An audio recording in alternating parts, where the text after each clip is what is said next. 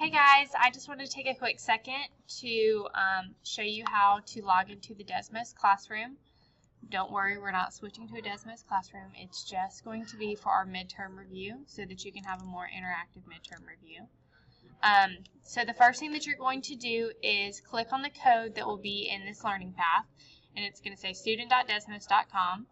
You'll click on that and it will open up the Desmos Classroom page.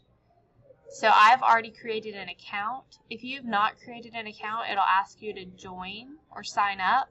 You can join using your school Google, which is your student ID number, at forsythk12.org, and that'll all link it to your Google account. So when you press join, it's going to take you to the midterm review for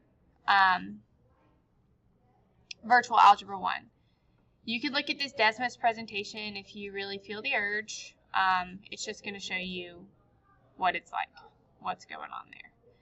But what I need you to complete, and it will be for a grade, is going to be called Midterm Review 2020. You'll press Start. Please put in your real name, first and last, and press Go.